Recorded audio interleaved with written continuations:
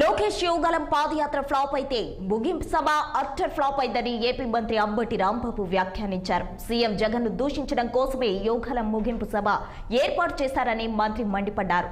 చంద్రబాబుకు వయసు అయిపోయిందన్న ఆయన లోకేష్ ను ముఖ్యమంత్రి చేయడానికి తపన పడుతున్నారని విమర్శించారు. లోకేష్ కు నాయకత్వ లక్షణాలు లేవంటూ సెటైర్లు వేశారు.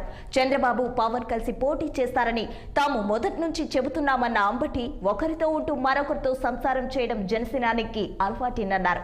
గత ప్రభుత్వ హయాంలో హామీలేవి అమలు చేయని చంద్రబాబుతో పాటు లోకేష్, బాలయ్య, పవన్ వచ్చే ఎన్నికల్లో ఓడిపోవడం ఖాయమని జోస్యం చెప్పారు అంబటి రాంబాబు. నన్ను చూడటానికి జనం వస్తున్నారు తప్ప నాకు ఓట్లు వేయడానికి జనం రావట్లేదని, అందువల్ల జనాన్ని క్రోడీకరించుకోవడం కోసం, జన సమీకరణ చేసుకోవడం కోసం పవన్ కళ్యాణ్కి ప్యాకేజ్ ఇచ్చి స్పెషల్ ఫ్లైట్ లో తీసుకెళ్లి అక్కడ ఏదో షో చేయాలని ప్రయత్నం చేశారు తప్ప వీళ్ళందరూ కట్టుకొని వచ్చిన జగన్మోహన్ రెడ్డి గారిని ఓడించే శక్తి దీనికి లేదని మనం చేస్తున్నా. నిన్న ఒక మాట అన్నాడు పవన్ కళ్యాణ్ గారు, 20 మందిని మారుస్తున్నారంట, ఇంకో 80 మందిని మారుస్తారనే సమాచారం ఉంది. పోయిలే బాబు, మా పార్టీలో సమాచారాన్ని కూడా నీకు తీసుకుంటున్నావు, తప్పు రైటు. మార్చాల్సింది జగన్మోహన్ రెడ్డి గారిని అంట, వీళ్ళ కాదంట.